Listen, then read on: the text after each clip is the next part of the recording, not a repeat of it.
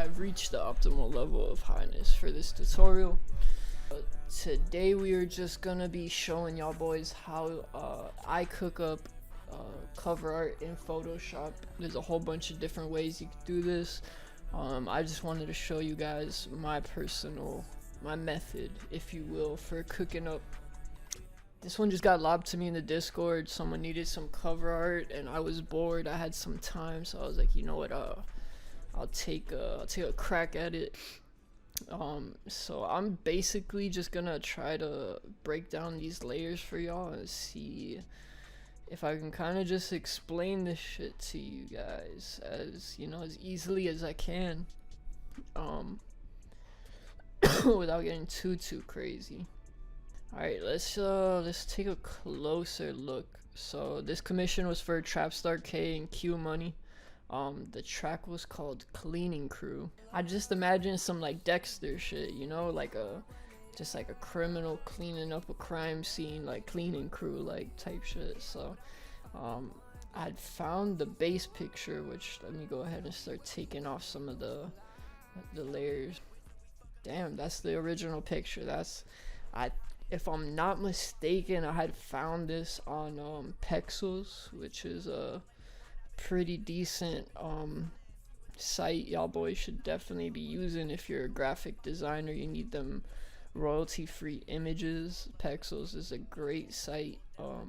Upsplash is also another good site. Alright, so first things first, I had to go on Upsplash, get the picture. Like I said, Cleaning Crew. So when I heard that title, I automatically knew the type of vibe I wanted. So if I'm not mistaken, that's exactly what I typed into Pexels or Unsplash, was just straight up Cleaning Crew, and I got this picture. And the orange jumpsuits to me just reminded me of some prison shit. I don't even know, but that bro had I thought these were Fila's at first, but I don't even know what the fuck they are. I look like a CA, so I don't know. Y'all tell me what kind of shoes. They look like they could have been some Fila's though, but I don't know. And then Broski got on I don't even know what these are. This shit's got a fat ass strap on them. It's crazy. Off rip, I went ahead and did a hue and saturation. Let me see if I can pull up the levels here. So that is just cranked the saturation on that. I played with the hue a little bit, left the lightness alone. That enough just shows you, I mean, like that pops, bro. Like that compared to that, you know, now we're talking, at least color wise, we're getting something out of the picture. Step 2, I did this by accident. I'm not even gonna sit here and lie to y'all and tell y'all I did this on purpose, but it worked, you know. This is why I always like messing around and just trying new stuff. To me, this just gave that like just, you know, like a light, like this shit's looking like you know, some light turned on in the background. It's just giving it like a different, it's making the picture deeper, in my opinion. It was a blue paint strokes on a divide layer. Okay, so boom, that's what we did, you know. I just had it on a soft brush, put that hardness all the way down, and now we could just paint in this freaking light here. And I'll be honest with you, it to me matches up this little pocket right here under the leg. So, you know, we could make a whole little light stream here. But yeah, so real quick, just from that, you know, we got some depth going on just from those two effects. So after that, we're gonna go ahead and we added the paint splatter, which, you know, blood splatter, which is what it's supposed to be. Alright, so when I did this, I did 3 different layers of that shit just to really make it like stand out. One tip, if you're ever using like any of these like splatter brushes or just any type of brushes, you could always change the direction of it up here in the top left corner of the brush properties. So when I did this, I laid the brush down. Now the perspective is what you really want to get going on here too. It's just an example. So doing that and using a layer mask, you could just go ahead and start cleaning it up, you know, around the just right around the like the shoes and shit. Anywhere there's not supposed to be splatter, that's what you want to use the layer mask for. So I went ahead and cleaned up, you know, all that. And you know, took some off of there too. And when I was done, what I got left with was, you know, these splatters, which I felt like were pretty dope. So like I said, I stamped that down twice. After that, I wanted to, you know, it's supposed to be blood, so we're gonna have to do a, you know, not a layer mask, I'm sorry, freaking clipping mask. Alright, so after that, bullets. This is the original picture I had gotten. So again, layer mask, bro. Layer mask gonna be your best friend. Using a layer mask and copies. You know, went from that to this right here. That's the great part about layer masks, you know, you could always go back and touch these up. So I mean, like, personally, I would like to get rid of that. Once we throw that drop shadow on, it's not gonna really matter too much. Okay, so after that, we can start moving on to the text now off these effects. Alright, so we took off all the effects. Text, man, you know, with text we could sit here and talk a lot about fonts.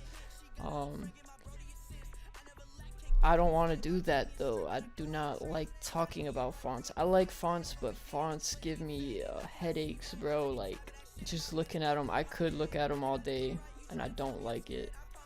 I went with 2 different fonts for this. We got AJ Signal for the main font, and then BT Brick. I use BT Brick a lot. It's a clean ass font, bro. I can't even lie. It's just, you know, some clean, simple. What was it? AJ Signal. I don't think I've ever used this font in another project. So that just goes to show you, you know, fonts, sometimes you'll only use them once. You know, after, you know, I played with placements. If you saw the beginning of this video, I think I had the title like down here, and I had the, you know, the artist up there at first.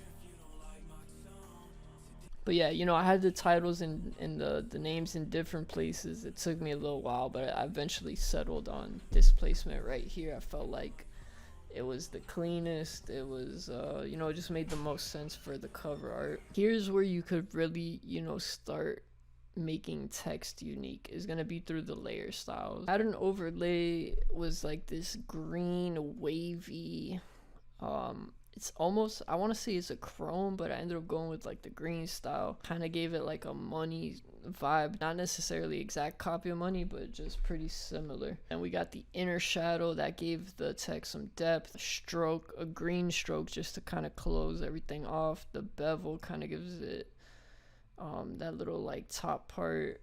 We got an outer glow, an outer green glow, a drop shadow, and an inner glow that really kind of just ties everything together. Outer glow and the stroke, I didn't want to use the same pattern overlay on the inside, just because I wanted to create a little bit of contrast between the type, you know, the title and the artist's name. So I don't want you to get lost when you're looking at that and thinking it's all just one thing. Like, no, that's Cleaning Crew, and then we got Trapstar K and Q Money.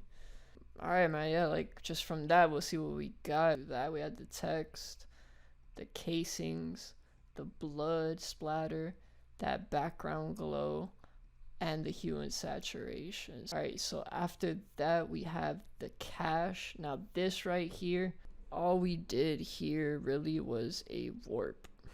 4 different styles of this money just being bent and flapped around and distorted. Yeah, after we did that, we got flying money.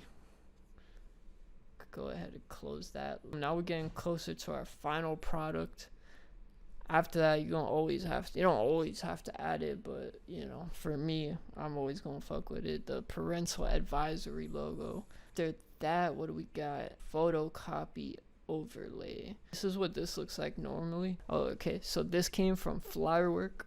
I'll definitely leave maybe a link, or we'll do a little cut to bro's work up here when I get to the editing portion of this.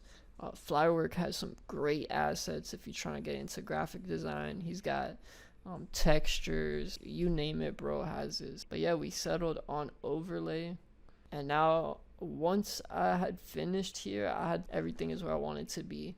So what I went ahead and did, it was grouped that whole thing, that whole project, put it into one group, turned that into a smart object. After I did that, I went and added some noise with a smart filter. But yeah, this was one of my favorite cover arts I've actually worked on. For me, when they just flow like that, it's easy and it's enjoyable to work on. So hopefully that helped y'all, inspired y'all, showed y'all how to do it. It's mad easy. People will spend money on this type of stuff, and if you just take an hour, watch a couple videos, mess around, you'd be surprised at what you can create. But yeah, that's pretty much it. Hold on, baby girl, don't move too fast. Hold on, honey's in the air, she's shaking ass. My bad, I'm insecure, go get that bag. Fight back, lately I've been trying that. Okay, alright, got me on my space, I'm on my way tonight. I won't play those games, she want me team, no fight. She won't take no way, she let her day, oh. She thinks she ain't the same, oh. Baby, understand if we miss, I don't care for no bitch. I ain't here for the dick, I'm a go. See how she underestimate, I'm ace.